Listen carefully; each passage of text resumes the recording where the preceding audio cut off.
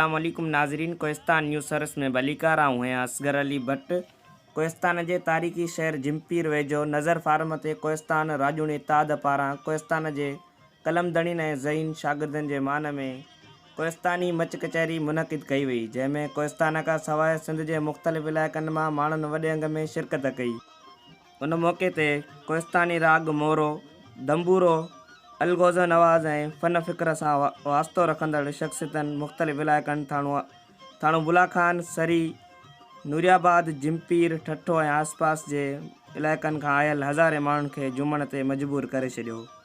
कोहिस्तानी राग मोरो समेत मुख़्तलिफ़ साज़ंदनि मियां वसायो पालारी, अता पिनी पालारी, अरबाब, अल्लाह बचायो खोसो, नूर मोहम्मद मल्ला, जानिब शीदी, ख़ुदा जोड़ियो जोखियो, शाहिद जोखियो, फ़कीर फैज़ अली, धणी बख्श पालारी, अब्बास फ़कीर खां अलावा मज़ाया फ़नकार अब्दुल्ला मला उर्फ़ मवाली ऐं ग़ुलाम अली उर्फ़ मिर्चू मवाली पिणु शिरकत कई।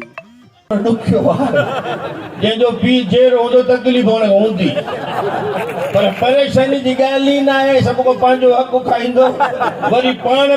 जॾहिं त क़ौमी रागी बीजल सिंधी सिंध मुर्के पई गीत पेश करे ज़बरदस्त दाद हासिल कयो।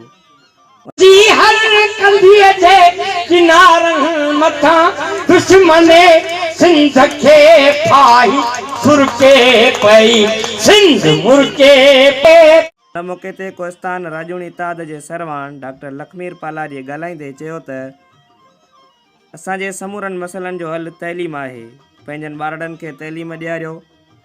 हिन चयो त कोहिस्तान जे जंहिं बि ॻोठ में 40 खां मथे शागिर्द हूंदा उते असां पंहिंजी तरफ़ां स्कूल खोलाईंदासीं।